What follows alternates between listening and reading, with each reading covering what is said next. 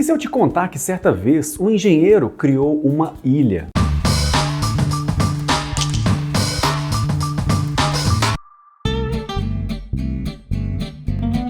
Fala, amantes da engenharia, meu nome é Igor Felipe e você já ouviu falar sobre a Ilha das Rosas? Se você nunca ouviu falar, ou se só ouviu falar sobre essa ilha criada por um engenheiro, eu vou indicar um filme. Corre lá no Netflix e assista o filme Ilha das Rosas, que eu tenho certeza que você vai gostar. Se você ainda não assistiu, saiba que eu vou dar alguns spoilers, ok? Eu nem preciso falar que eu adorei o filme e super recomendo. Ele traz uma visão que irá mudar seu olhar sobre a engenhosidade e imaginação por trás dessa construção. O filme oferece aos espectadores a chance de reviver um momento único na história da engenharia, tendo como pano de fundo a revolta política e social dos anos 1960 na Itália. Em 1967, impulsionado por uma busca de autonomia ao longo da vida, o engenheiro Giorgio Rossa concluiu a construção de uma plataforma de 400 metros quadrados a cerca de 12 quilômetros da costa de Rimini, na Itália. A apenas 20 minutos de barco da costa ensolarada e fora da jurisdição italiana.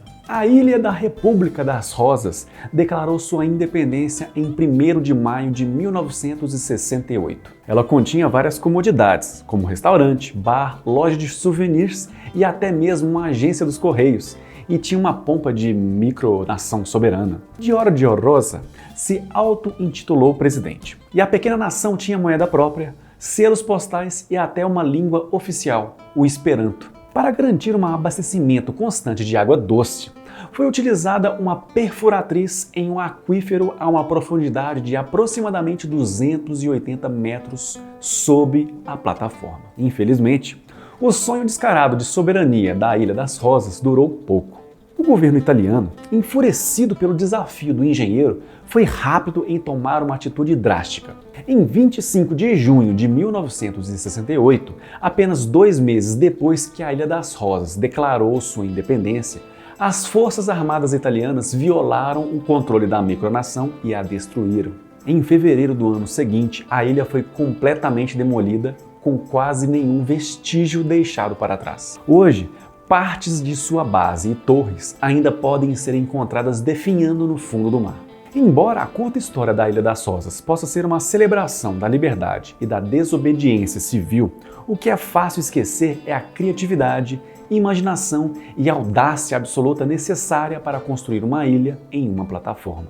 Afinal, quando o diretor do filme, Sidney Sibilia, perguntou a Giorgio Rossa por que ele construiria uma micronação no mar Adriático, ele respondeu rapidamente: por que não? Ao recriar a plataforma para o filme, o produtor de cinema Matteo Rovere admitiu que custou muito dinheiro e centenas de pessoas. Na verdade, levou quase 18 meses para que os produtores do filme descobrissem como construir fisicamente a ilha. Além disso, o produtor ergueu a estrutura da ilha do filme na segurança relativa de uma piscina infinita em Malta, onde a água era muito mais rasa e menos turbulenta. Na verdade, os cineastas tiveram o luxo de primeiro drenar completamente a água da piscina para que a construção pudesse ser realizada e só depois a piscina foi reabastecida.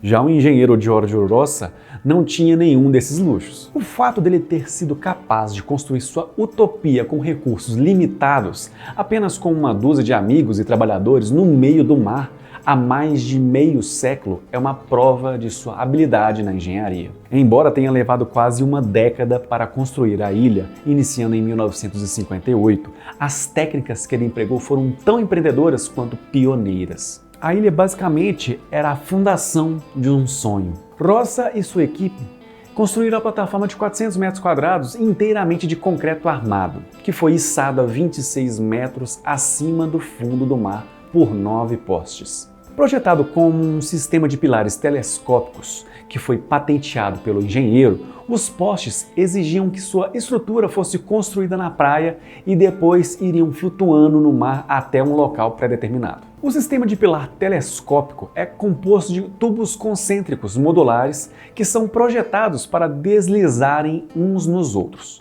que podem então ser esticados ou colapsados no comprimento necessário. Os pilares pareciam aquela antena de carro antigo ou antenas de rádio metálica que você tem que puxar. No entanto, a engenhosidade não termina aqui. A construção e o transporte costumam ter um custo enorme para projetos de construção no mar ou no oceano.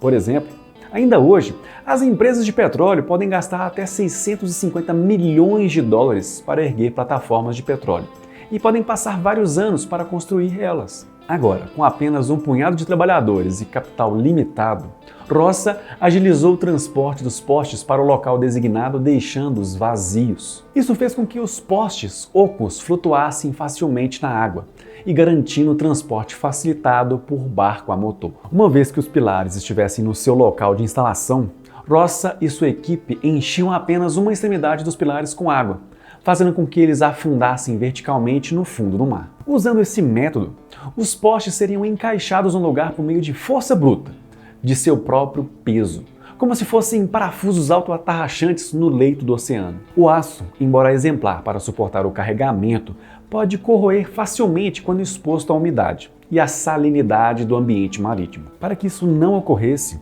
Roça preencheu os tubos ocos com concreto armado, fazendo com que esses tubos servissem como metal de sacrifício e o concreto armado estivesse protegido contra a corrosão. Como tal, não é surpreendente ver por que Roça conseguiu patentear um processo de construção tão único, uma vez que destacou uma forma muito mais barata de construir o sistema em comparação com as plataformas de petróleo. Ironicamente, o verdadeiro teste de durabilidade da Ilha das Rosas provou estar em sua destruição. As forças armadas italianas tentaram inicialmente desmontar a estrutura. O que eles não sabiam era que a estrutura estava tão bem construída que a única solução foi utilizar explosivos para destruí-la. Mas você acha que foi só colocar explosivos e pronto? Não.